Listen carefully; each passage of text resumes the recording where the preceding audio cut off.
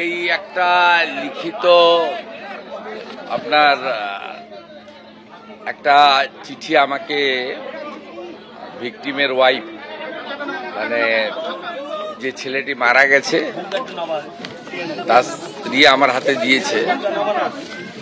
আমি ফ্যামিলিতে ছিলাম, আমার সঙ্গে রাজ্য মন্ত্রিসভার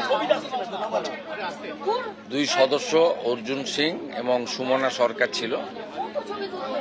local MLA Sudipta, doctor Rajesh Kumar এবং নৈহাটির এমএলএ সহ এমএলএরা ছিলেন। ডিজিপি সাহেব ছিলেন সিদ্ধিনাথ গুপ্তা, ডিএম ম্যাডাম ছিলেন এবং সিপি ব্যারাকপুর ছিলেন। আমি প্রথমেই পরিবারের প্রতি সরকারের পক্ষ থেকে কৃতজ্ঞতা জানিয়েছি যে তারা এই মৃত্যুকে নিয়ে রাজনীতি করার সুযোগ কাউকে দেননি। এবং গতকাল প্রাক্তন মুখ্যমন্ত্রী এসেছিলেন, আমাকে বলতে দেন আপনি।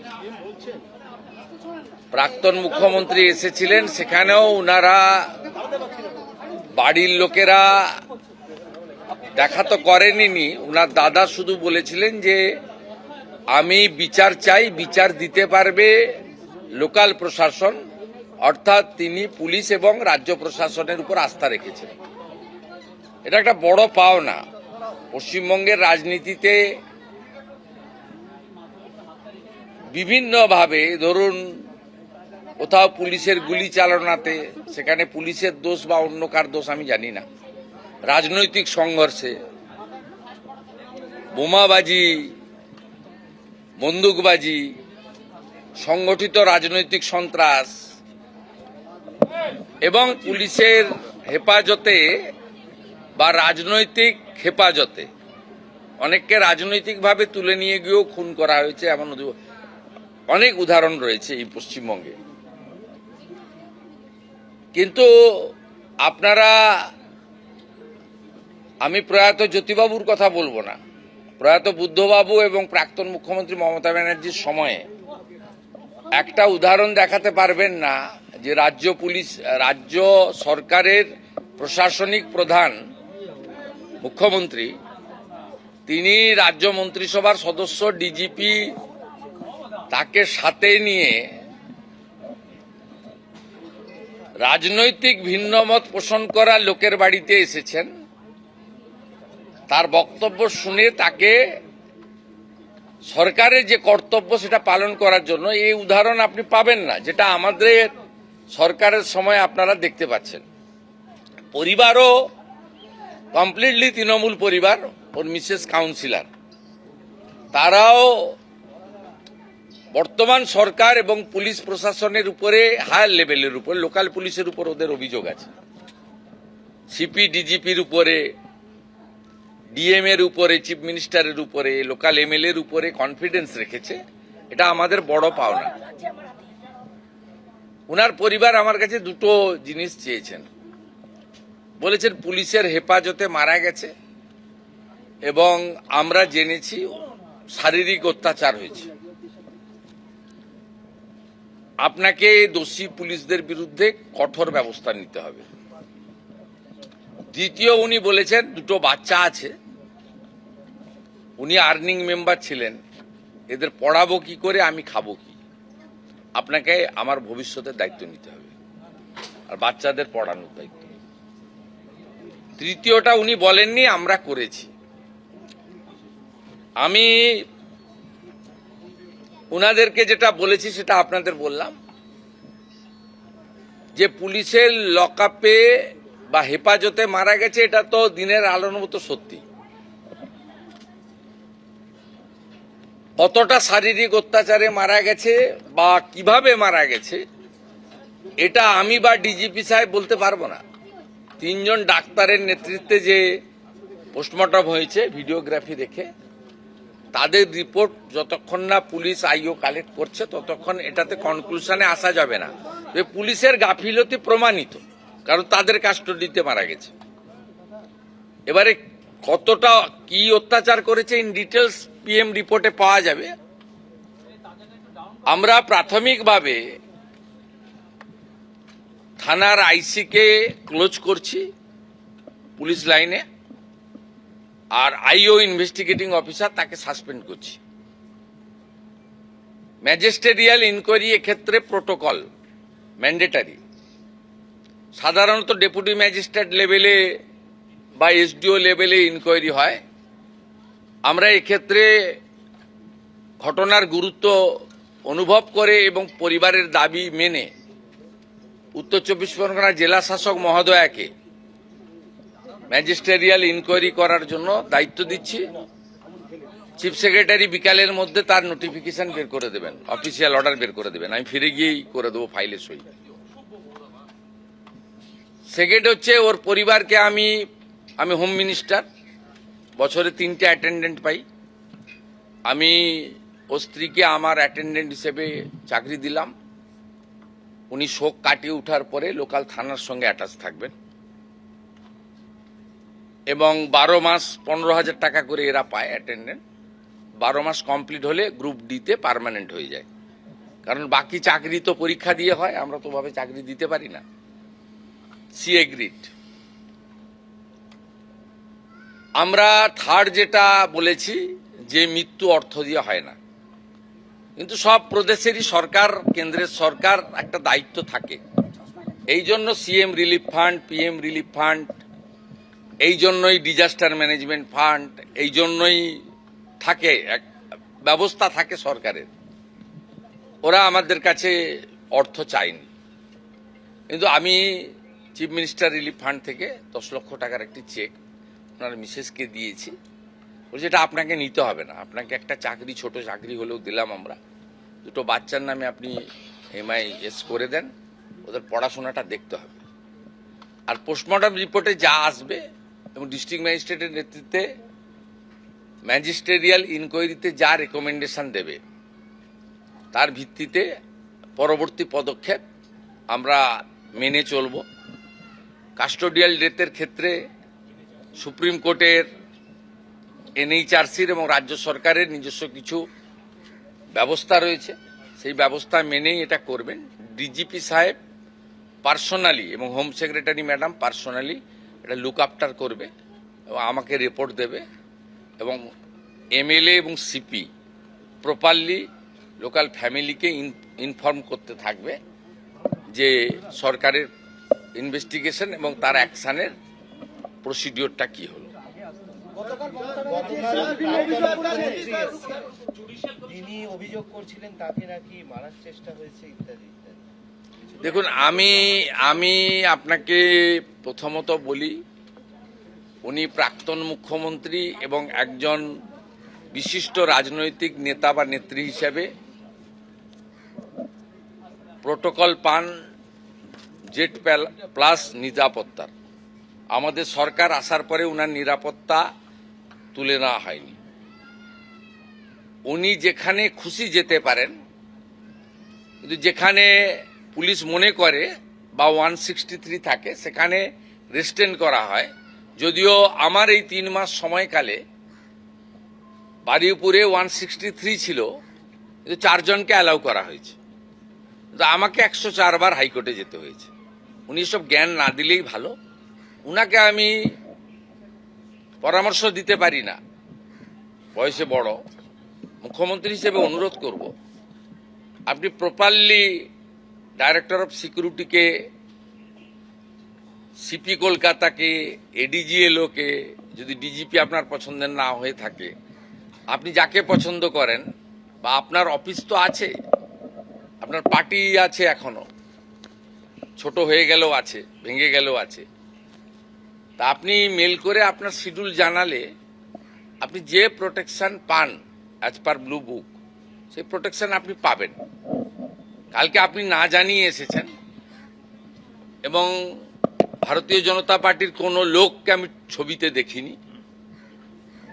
আমাদের MLA বরঞ্চ জানার পরে লোকজনকে সরিয়ে নেওয়ার ব্যবস্থা করেছে।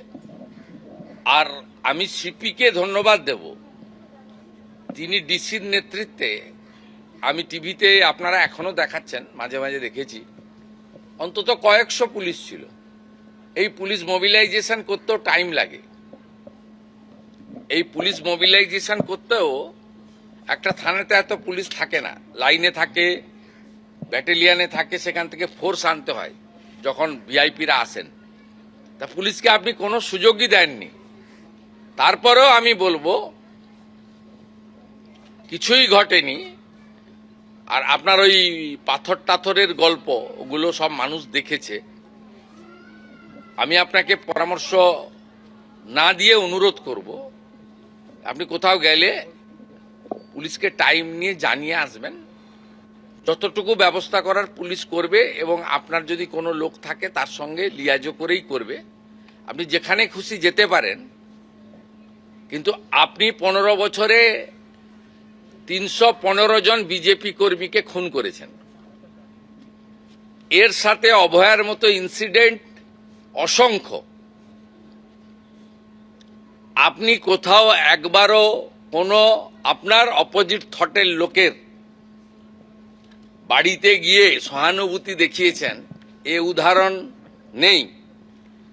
আপনার সময়ে রাজবংশী যুবক মৃত্যুঞ্জয় বর্মনকে এএসআই মোয়াজ্জেম হোসেন কালিয়াগঞ্জে মাঝরাতে বুকে গুলি করে খুন করেছে।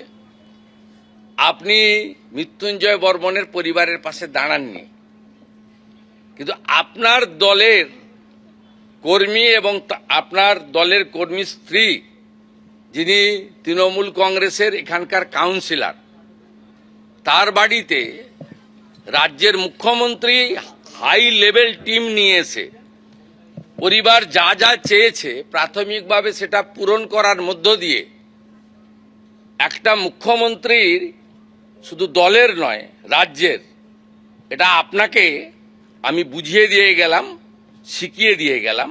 যেটা আপনি করতে পারেননি সেটা শুভেন্দু অধিকারী করার চেষ্টা করলো। Sir, today you visited the deceased wife, and this is the first time we have seen that CM visiting the another party member's house. Sir, kindly brief, sir. It's a very pathetic and painful incident. Yesterday, ex-CM tried to enter his family, deceased family, but their family member opposed. They shown their faith and confidence to the state government and local administration. We visited the house and met with the wife of the victim, along with my cabinet colleagues, local MLAs, Honorable DGP, Honorable District Magistrate and others. And the family submitted some specific demand and request to me. I am trying my best to fulfill their commitment. So, what are the actions taken by you, sir?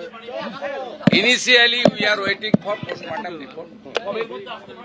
We suspended the local investigating officer and closed the officer in charge of the local police station because that person was in custody. Second thing, under the leadership of the district magistrate, the magisterial inquiry will start and they will find out the actual reason. State government declared one service to victim wife. She will engage soon, and on behalf of the state government, we handed over a 10 lakh rupees check to family. Family accepted it. We are satisfied. Sir, who attacked Mamata Banerjee? Because she alleges it was a planned attempt to assassinate her. And she alleging that towards the BJP. No, it's a political motivated. Mamata Banerjee should look why a chief minister, the functioning of a chief minister, what type the public is need. In her regime, 315 BJP worker brutally killed by the Diden time. Not a single case. She visited the site She met with the family, declared any compensation. Yesterday, she came here to disturb the area, not inform the police properly. She is holding the Z plus category. Don't try to disturb the normalcy of the state.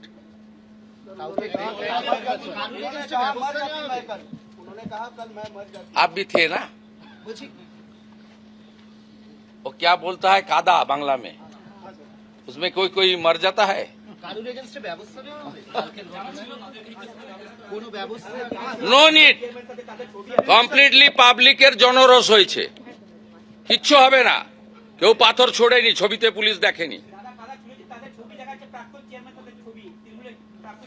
জনরোষ জনরোষ এত চুরি করেছেন, আপনি পুলিশকে জানিয়ে আসলে আমি সব ব্যবস্থা নিতাম. Responsibility goes to police. আপনি পুলিশকে জানিয়ে আসেননি, আপনি কল্যাণ ব্যানার্জি আর দোলা সেন ছাড়া কাউকে বলেননি. আপনি you are holding Z plus category. আপনি যখন যেখানে যাবেন প্রায়ের পুলিশকে বলবেন. পুলিশ যদি মনে করে কোথাও আপনাকে একাকে তো অ্যালাউ করবে, এখানে কোথাও এমার্জেন্সি নেই, কিন্তু যেখানে 163 আছে সেখানে 4 জনকে নিয়ে যাবেন, যেখানে 163 নেই মোর দেন 4 যাবেন, উই হ্যাভ নো অবজেকশন. কিন্তু you should inform police properly, because you are holding Z plus category still. আপনি জানিয়ে আসেননি, তার রেসপন্সিবিলিটি ডিজিপি বা পুলিশ মন্ত্রী নেবে না. এবিপি আনন্দ, এগিয়ে থাকে, এগিয়ে রাখে।